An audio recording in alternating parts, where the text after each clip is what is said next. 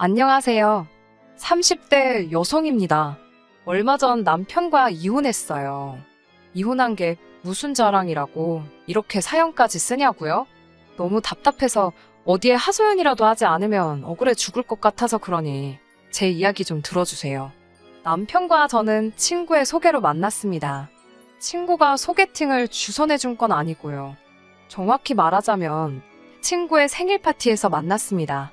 친구가 35살 생일은 특별하게 축하하고 싶다며 다른 때와 달리 근사한 와인바를 빌렸더라고요. 저는 원래 술을 좋아하진 않지만 친구를 축하해주기 위해 잠시 들렸던 자리였습니다. 남편은 제 친구와는 대학 동기로 역시 친구 생일을 축하해주기 위해 왔었다고 하더라고요. 어쩌다 보니 저희는 바로 옆에 앉게 되었고 아무래도 술이 한두 잔 들어가니까 서로 누가 먼저랄 것 없이 이야기를 나누게 되었습니다. 남편의 외모가 제 스타일은 아니었지만 과묵하면서도 저를 잘 챙겨주는 모습에 호감이 생기더라고요. 물론 이때만 해도 진지한 사이로 발전하게 될 거라는 예상은 미처 못했습니다. 하지만 며칠 뒤 남편이 친구를 통해 연락을 해왔습니다. 신뢰가 되지 않는다면 이번엔 말짱한 정신으로 저를 만나보고 싶다고 하더라고요. 남편의 적극적인 태도에 저도 못 이기는 척 남편을 한 번 더 만나보게 되었어요. 그날 이후로 저희는 오래 지나지 않아 연인 사이로 발전하게 되었습니다. 성향이 잘 맞았던 덕분인지 저희는 사귀는 동안 크게 다투는 일이 없었고 스트레스를 받지 않으니 함께 있는 시간이 편하다고 느껴졌습니다.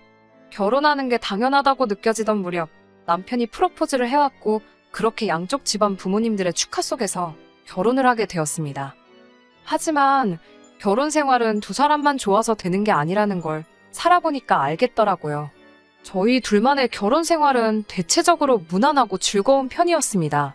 저는 남들이 이름만 들으면 알 법한 안정적인 회사를 다니는 직장인이었고 남편 역시 본인이 좋아하는 일을 하며 돈을 벌고 있었어요.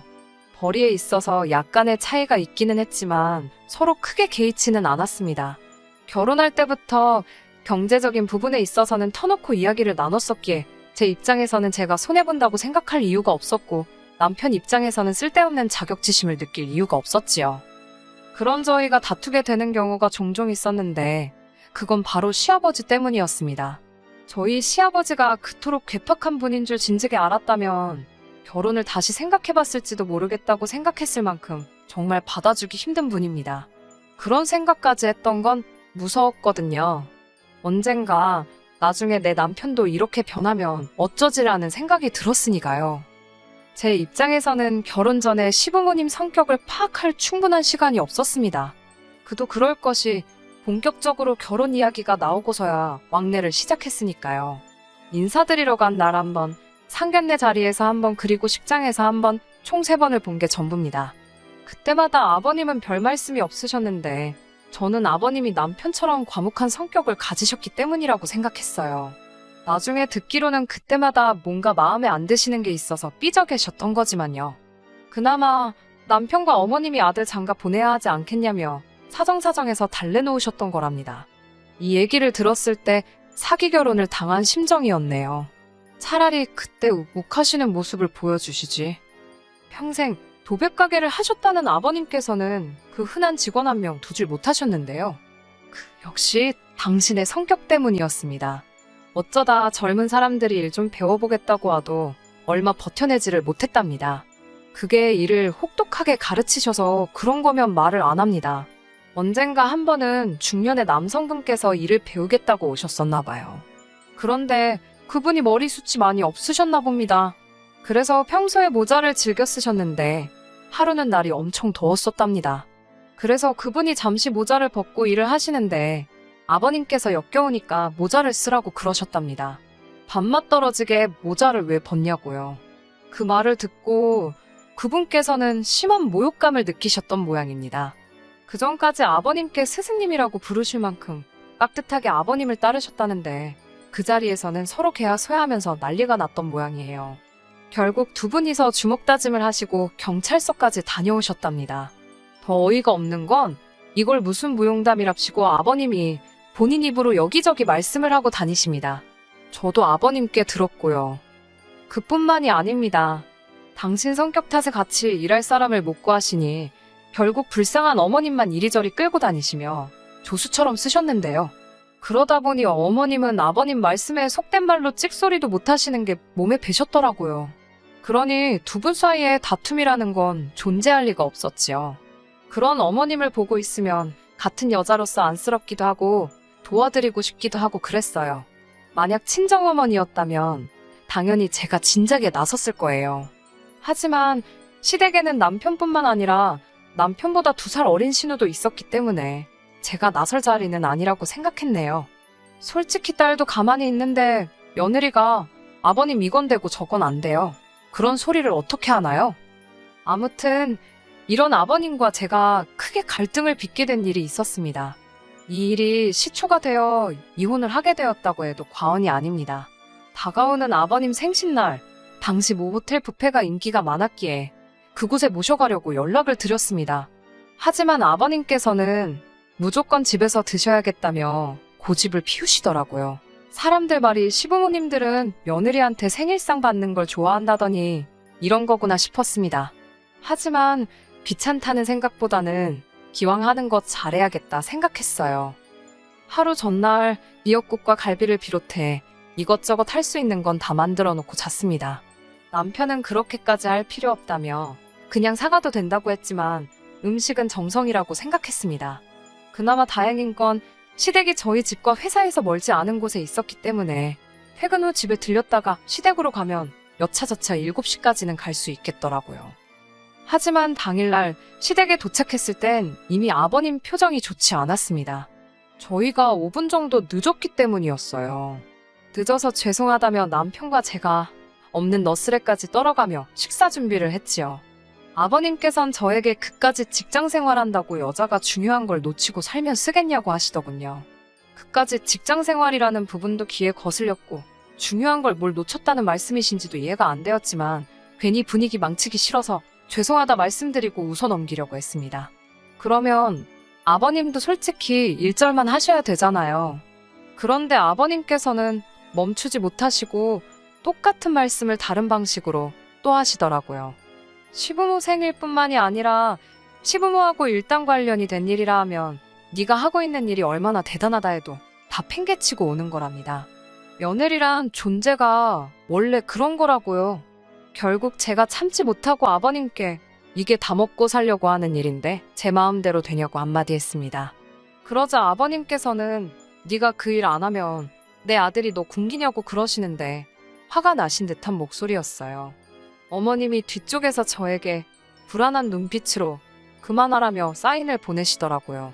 어머님을 봐서 참는다는 심정으로 아니라고 죄송하다고 마무리를 짓긴 했지만 저도 몹시 마음이 상했습니다. 옆에서 남편은 뭐하고 있었냐고요? 남편은 자기 아버지 성질도 알고 제 성질도 아니까 안절부절 못하고 있었지요. 딱히 달리한 건 없습니다. 그런데 있어야 할 한 사람이 안 보이더라고요. 저녁 식사가 전부 다 준비가 되었는데도 신우가 안 보였어요. 아가씨는 어디 있냐니까 어머님께서 하신다는 말씀이 아직 퇴근을 못한 것 같답니다. 그 말을 듣는데 속에서 욱하더라고요. 신우는 프리랜서 요가 강사입니다. 일하는 시간을 자기가 얼마든지 조절할 수 있어요. 저처럼 직장에 매여 있는 사람이 아니잖아요. 그런 신우는 다른 사람도 아니고 자기를 낳아주신 아버님의 생신인데 늦어도 되는 건가요? 신우야말로 정말 중요한 걸 놓치고 사는 거 아닌가요? 아버님의 이중자 때 어이가 없더라고요. 한마디 할까 말까 고민했지만 분위기도 그렇고 아버님 생신이니까 참고 있었지요. 가족들 식사가 다 끝날 때까지도 결국 신우는 코빼기도 보이지 않았습니다. 제가 남편에게 아가씨 너무 늦는 거 아니냐고 슬쩍 물었어요. 그러자 아버님께서 들으셨는지 남의 일에 신경 쓰지 말랍니다. 일하다 보면 그럴 수도 있다나요. 방금 전까지 저 5분 늦었다고 그렇게 뭐라고 하시던 분이 당신 딸한테는 어찌나 관대하신지 좀 서운하더라고요. 제가 아버님께 저나 신우나 똑같이 일하다 오는 건데 저는 그렇게 혼내시고 신우는 괜찮은 거냐고 서운한 티를 내며 물었어요.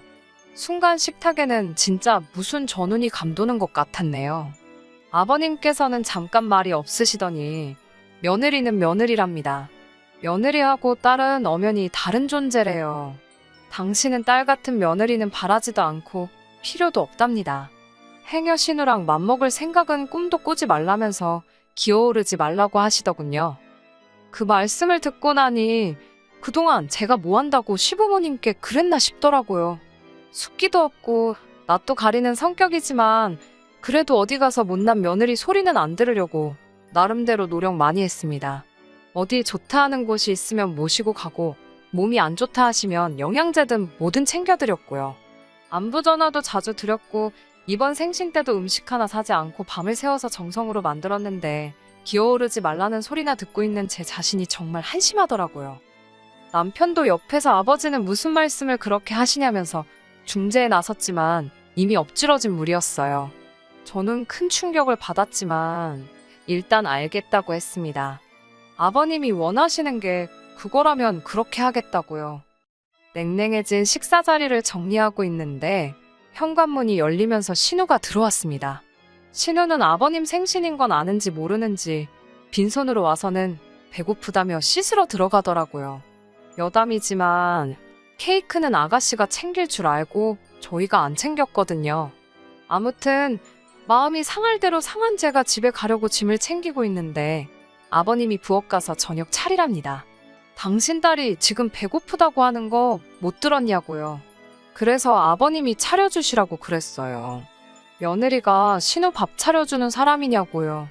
그러자 남편이 자기가 차린다며 부엌으로 들어가더라고요.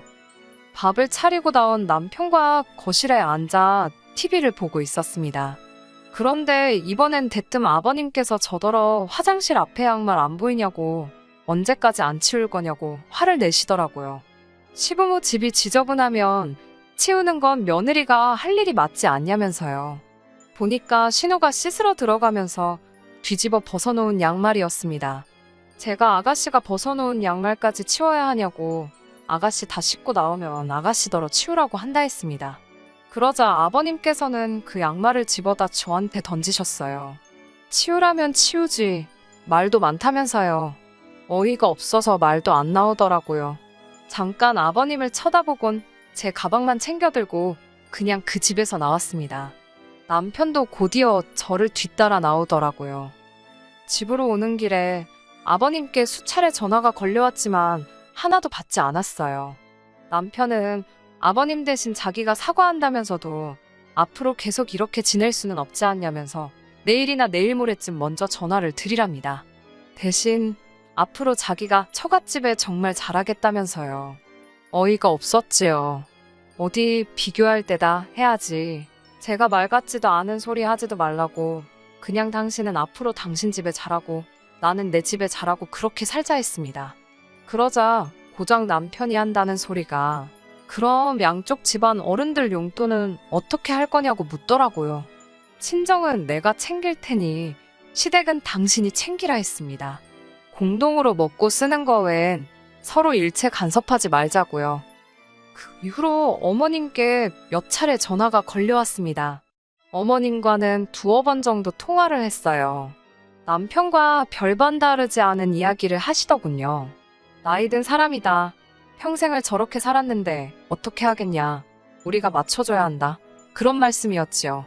나쁜 사람은 아닌데 한 번씩 욱해서 저런다며 저더러 이해하랍니다. 그러면서 저더러 그거 밥 좀 차리고 양말 좀 치우는 게 뭐가 어렵냐고 그러셨습니다. 밥을 새로 하라는 것도 아니었다. 양말을 손으로 빨라는 것도 아니었다. 밥이랑 반찬 다 냉장고에 있는 거 꺼내주기만 하면 되고 양말은 집어다 세탁기에 넣어주기만 하면 되는 걸 왜 시아버지랑 기싸움을 하냐면서 저도 잘한 거 하나 없답니다. 솔직히 처음에는 그래도 어머님은 저를 이해해 주시는가 싶어 마음이 살짝 풀어질 뻔했는데 듣다 보니 결국은 숙이고 들어오라는 소리셨어요. 그 이후로는 어머님과도 통화하지 않았습니다. 그 이후로 남편과 저희 관계는 급속도로 악화되었습니다. 남편은 나이 든 아버님한테 젊은 제가 한 번 져주는 게 뭐가 그렇게 힘든 일인지 이해를 못하겠다며 계속해서 저를 탓했어요. 반면에 저는 남편이 제 입장을 대변해주길 바랬거든요. 다른 걸 다 떠나서 양말을 던지신 일만이라도 사과를 받았으면 좋겠더라고요.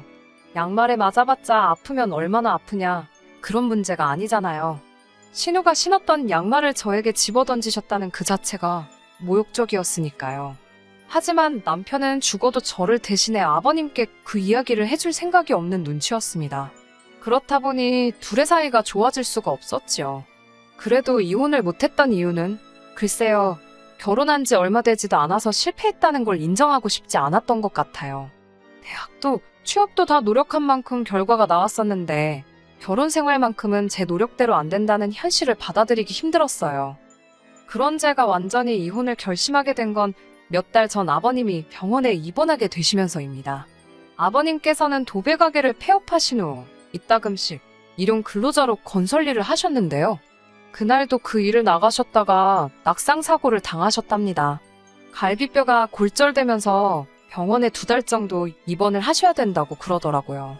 그 말을 전하는 남편 표정이 심란해 보였지만 남편도 꼴보기 싫은 데다가 양말 사건 이후로 시부모님과의 관계도 있는 대로 악화된 상황이었으니 솔직히 병문안은커녕 신경도 쓰기 싫었습니다.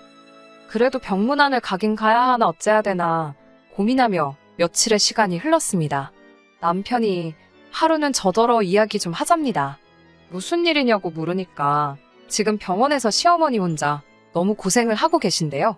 신우는 뭐 하냐니까 프리랜서라서 자기가 쉬면 자기 고객들 다른데 밥 뺏긴다고 못 쉰다 그런답니다.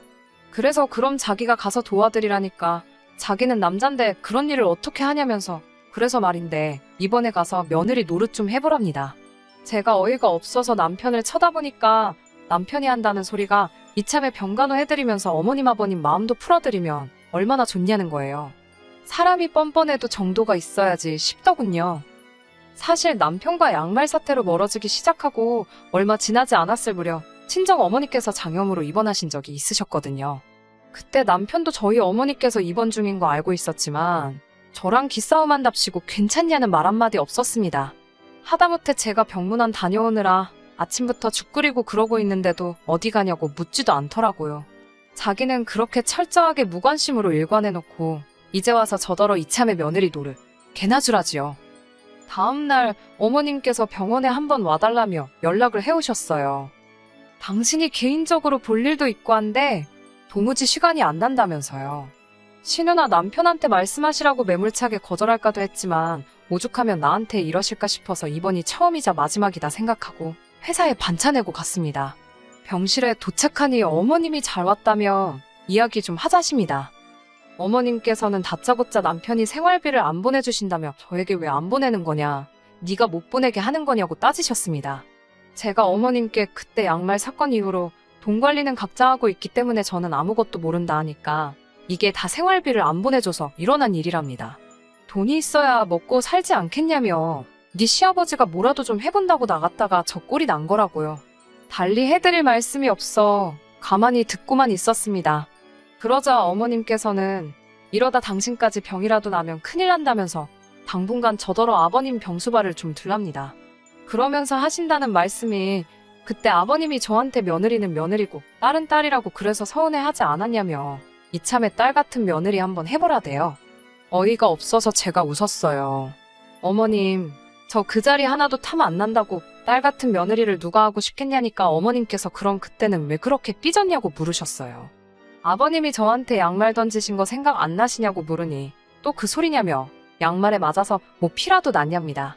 그러면서 그렇게 병수발 들기가 싫으면 간병인이라도 부르게 돈이나 달라시더군요. 요샌 돈이 효도도 대신한다나요. 제가 너무 화가 나서 어머님 저한테 돈 맡겨놓으셨냐고, 그리고 그놈의 효도는 배 아파서 낳은 자식들한테 가서 찾으시라 했네요. 기분이 있는 대로 상해서 병원에 있어드리기로 한 것도 있고 그대로 뒤돌아서 친정으로 향했습니다. 평일 낮에 직장에 있어야 할 딸이 친정에 왔으니 친정부모님도 깜짝 놀라신 눈치였어요. 친정부모님께 그동안 말씀드리지 못했던 일을 전부 다 털어놓았습니다. 솔직히 신우가 벗어던진 양말로 얻어맞았다는 소리를 쪽팔려서 누구한테 할 수 있겠어요? 친정아버지께서는 바로 남편에게 전화를 거셨습니다. 화를 내실 줄 알았는데 아주 부드러운 목소리로 아버지께서 줄 것이 있으니 퇴근 후 잠시 들리라며 통화를 하시더라고요. 제가 서운한 마음에 아빠는 화도 안 나냐니까 녹음되면 어쩌냐입니다. 어이가 없어서 실없는 웃음이 나더라고요. 그렇게 친정에서 모처럼 마음 편하게 쉬고 있는데 남편이 왔습니다. 남편은 저를 보더니 자기랑 화해라도 하고 싶어서 꾸민 거냐며 이럴 거면 병원에 가서 병간호를 하는 게 맞다는 헛소리를 하는 거예요. 그때 친정 아버지께서 남편을 거실로 부르셨습니다. 그러더니 당신이 신고 있던 양말을 벗어서는 냅다 남편 얼굴을 때리셨어요. 기분 좋냐? 기분 좋아? 친정아버지의 그런 모습을 처음 봤기에 저도 친정어머니도 깜짝 놀랐지요. 친정아버지께선 네 애비가 뭔데 내 딸한테 양말을 던지냐면서 너는 뭐하는 자식인데 내 딸이 그런 꼴을 당하는 걸 보고만 있었냐며 당장이라도 남편을 두들겨 패실 기세였습니다. 그때 친정어머니가 그 정도면 알아들었을 거라며 아버지를 말리셨고요. 그 이후로 결국 남편은 저에게 사과를 해왔습니다. 자기가 직접 맞아보니 기분이 정말 더럽더라면서 미안하다고 아버님께도 자기가 꼭 사과하게 만들겠다고요. 하지만 이미 제 마음이 식을 대로 식어버린 상태였지요. 친정아버지께서 어느 정도 제한풀이도 해주셨고 위자료 욕심도 안 나더군요. 그냥 이혼만 하고 싶었습니다. 변호사 친구에게 물어보니 어차피 결혼 생활도 짧았고 변호사 수임료 떼주고 어쩌고 하면 남는 것도 없을 거라며 웬만하면 남편하고 합의해서 이혼하라고 하더라고요. 남편도 제 의사가 확고하다는 걸 알았는지 더는 설득하려 들지 않았고 그렇게 이혼했네요. 끝나서 너무 후련합니다. 그 사이에 시아버지는 퇴원하셨고 뭐 그쪽 집에서는 며느리 하나 잘못 들어와서 집안 꼴이 어쨌네 저쨌네 말이 많은 것 같았지만 별로 신경 안 쓰이더라고요. 그리고 저랑 살 때는 그렇게 한 번만 숙여드리라던 남편이 정작 저랑 이혼하고 나니까 시부모님하고 연 끊고 산다고 들었습니다. 그 이유를 알 것도 같고 뭐 다 지나간 일이지요. 또 다시 결혼 같은 걸 하게 될지 모르겠습니다. 당장은 하고 싶은 생각도 없고요. 다만 언젠가 기회가 된다면 그때는 딸 같은 며느리, 며느리는 며느리 이런 거 다 떠나서 서로 인격적으로 존중하는 집안의 일원이 되면 좋겠다는 바람은 있네요. 끝까지 들어주셔서 감사합니다. 오늘의 사연은 여기까지입니다. 구독과 좋아요, 알람 설정 부탁드리고 더 좋은 사연으로 다시 찾아뵙겠습니다.